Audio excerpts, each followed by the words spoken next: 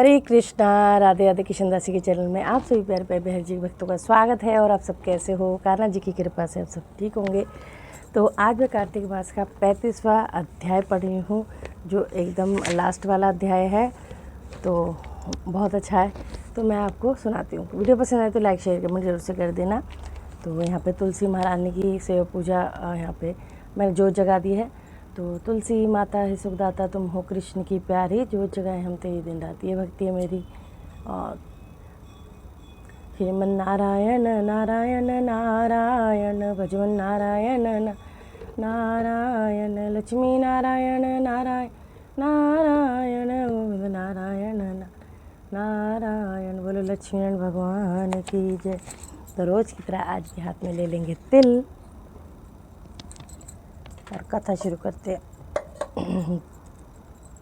35वां अध्याय। उद्यापन एवं पीपल पूजन का वृतांत सुनने के पश्चात शौनक ऋषि ने सूत जी से पूछा, हे सूत जी, कृपा बताएं कि दूसरे के द्वारा किया गया पुण्य भी लगता है या बिना किया हुआ पुण्य भी मिलता है।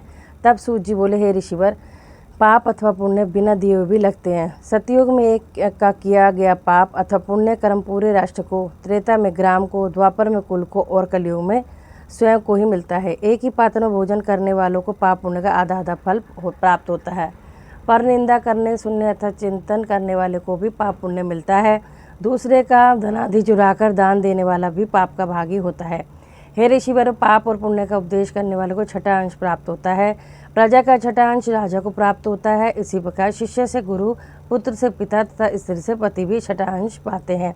लेकिन स्त्री को पति का आधा पुण्य प्राप्त होता है। इस प्रकार बिना दिए हुए भी एक दूसरे को पाप तथा पुण्य की प्राप्ति होती है। हे ऋषिवरों, इस संबंध में अत्यंत पुनित एक प्राचीन इतिहास कहता हूँ, उसका श्रवण करो। एक समय की बात है, उज्जैनी नामक नगरी में धनेश्वर नामक एक ब्राह्मण रहता था। वह ब्राह्मणोचित कर्मों में बिल्कुल रहित था। जुआ, मदिरापान, वैश्यागमन तथा पशुओं की खाल आदि बेचने जैसे पाप में कर्म थे। वह क्रय विक्रय हेतु नगर नगर घूमता था। एक बार वह महिष्मती नामक नगरी में गया और 1 मास तक रहा। एक दिन उसने नर्मदा नदी के तट पर जप तप करने वाले ब्राह्मणों को पूजन तथा सायंकाल भगवान शिव का दीपदान महोत्सव देखा। उसी रात्रि को एक सर्प ने उसे काट लिया। तब कुछ लोगों ने उसे मुख में तुलसी दल सहित नर्मदा का जल डाला। इसके पश्चात उसकी मृत्यु हो गई और यम के दूत उसे मारते पीटते यमलोक को ले गए। यमराज ने आज्ञा दी, इसे खोलते हुए तेल में डाल दो। तत्पश्चात मुख दरों से मार लगाकर कुंभी पाक नरक में डाल दो। यमदूत उसे लेकर खोलते हुए तेल में डाल दिया, मगर यह देखकर यमदूत चकित हो उठे कि उसे तेल में डालते ही उस तेल ठंडा हो गया। यमराज को यह समाचार दिया गया तो वह सुनकर भी आश्चर्यचकित हुए।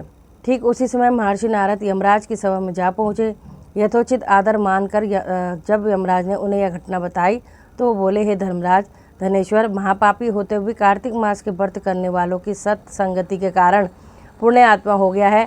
मृत्यु के समय इसके मुख में तुलसी दल एवं नर्मदा का जल छोड़ा गया और श्री हरि विष्णु का भी नाम इनके कानों में पड़ा। हे धर्मराज, इसी कारण इसके सारे पापों का नाश हो गया है। इतना कहकर नारद जी ब्रह्मलोक को प्रस्थान कर गए। हे ऋषिवरों, इसके बाद धनेश्वर कुबेर का अनुगामी धनयज्ञ हुआ, जिसके नाम से अयोध्या नगरी में भगवान गदाधर के नाम से तीर्थ विख्यात हुआ। हे ऋषियों, किसी इच्छा अथवा लालच में किया गया पाप गीला तथा कामना रहित पाप शुष्क कहलाता है।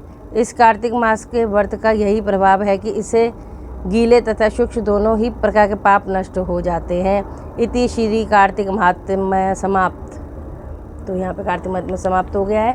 अब यहाँ पे तुलसी विवाह के विषय में बताया है। शिव गिरा शंकर सुवन शंभु शुक मुनि व्यास, तुलसी माता सुमर के लिखे वाक्य कुछ दास। यहाँ तक की कथा सुनकर सभी ऋषियों ने इस प्रकार निवेदन किया कि हे सूत जी, कार्तिक महात्म्य सुनकर हम धन्य हुए। अब आप तुलसी जी के विवाह के संदर्भ में बताएं। तुलसी विवाह की क्या विधि है और इसे करने से क्या फल प्राप्त होता है, कृपा कर इसका वर्णन करें। ऋषिवरों का यह निवेदन सुन आनंद मग्न होकर श्री सूत जी बोले, हे मुनियों, मैं तुलसी विवाह की विधि का वर्णन करता हूँ। ध्यानपूर्वक सुनो। जब सूर्य उत्तरायण हो, गुरु शुक्र का उदय हो, विवाह के नक्षत्र हो और विशेषकर पूर्णिमा हो अथवा कार्तिक माह या भीष्म पंचक हो, तब तुलसी वन में जाकर अथवा अपने घर में ही एक सुंदर मंडप बनावें और हवन कुंड सहित मनोहर वेदी की रचना कर ऋत्विक ब्राह्मणों को निमंत्रण करें। ब्राह्मण राग द्वेष से रहित विद्वान हो, तब यज्ञ करते हुए मातृकाओं की पूजा करें। हे ऋषिवरों, ऋत्विक के उपस्थित हो जाने पर पहले नंदी मुख श्राद्ध करें, तत्पश्चात सोने के शालिग्राम का विधि विधान पूर्वक पूजन करें, तत्पश्चात चांदी की तुलसी उन्हें समर्पित करें। इसी प्रकार विधि पूर्वक तुलसी जी का पाणी ग्रहण करने के पश्चात विधि पूर्वक होम करें। तत्पश्चात सप्तनीक बंधु बांधव सहित विष्णु भगवान की प्रदक्षिणा कर शांति पाठ एवं मंगलगान करें। उसमें स्त्रियां भी मंगलगान करें एवं भेदी आदि वाद्य यंत्र बजावें। हे मुनिवरों, ऐसा हो जाने पर यजमान को गोदान और शय्यादान करना चाहिए एवं ऋत्विक को दक्षिणा देकर विप्र भोज एवं जाति के बंधुओं को भोजन कराना चाहिए। इस प्रकार श्री तुलसी जी के विवाह की विधि बताकर श्री सूत जी बोले, हे महर्षियों, इस प्रकार जो मनुष्य श्रद्धा और भक्ति से युक्त होकर सत्य, शांति एवं संतोष का धारण करता है और विष्णु भगवान को तुलसी जी समर्पित करता है, यह सभी पापों से मुक्त होकर समस्त संसारी सुखों को प्राप्त करता है और अंत में विष्णु के दुर्लभ पद को प्राप्त होता है। इसमें किसी प्रकार का संशय नहीं करना चाहिए। और विधि विधान सहित तुलसी विवाह संपन्न कराने के लिए किसी योग्य ब्राह्मण का सहयोग लें। तो श्री हरि विष्णु भगवान की जय, लक्ष्मीनारायण भगवान की जय। श्रीमन नारायण नारायण भजमन नारायण नारायण लक्ष्मी नारायण नारायण गोविंद नारायण नारायण। बोलो लक्ष्मीनारायण भगवान की। अब आरती कर लेते हैं। तुलसा महारानी नमो नमो, हरि की पटरानी नमो नमो। कौन से महीना बुद्ध महीना हुई हरियाली, आषाढ़ महीना बुद्ध सरानी, सावन मास हुई हरियाली तुलसा नमो नमो, हरि की पटरानी नमो नमो। कौन से महीना हुई तेरी पूजा, कौन से महीना हुई सगाई, कार्तिक मास हुई तेरी पूजा, मक्षिर मास हुई सगाई तुलसा महारानी नमो नमो नमो। कहाँ बैठी तुलसा, कहाँ बैठी शालिग्राम, कमला बैठी तुलसा आसन शालिग्राम तुलसा महारानी नमो नमो, हरि की पटरानी नमो।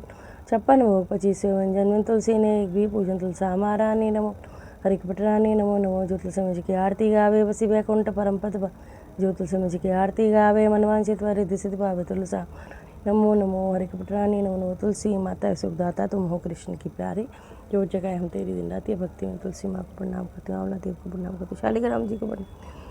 आप सभी स्वस्थ रहिए, मस्त रहिए, श्री हरि के चरण से लगी रहिए, यही मैं प्रार्थना करती हूँ। और कितने सुंदर सुंदर 35 अध्याय हैं, कितना कुछ ज्ञान प्राप्त होता है। और आपको थोड़ा सा भी ज्ञान प्राप्त हुआ हो तो राधे राधे नाम सेवा हाजिर जरूर से देना। जय जय श्री राधे।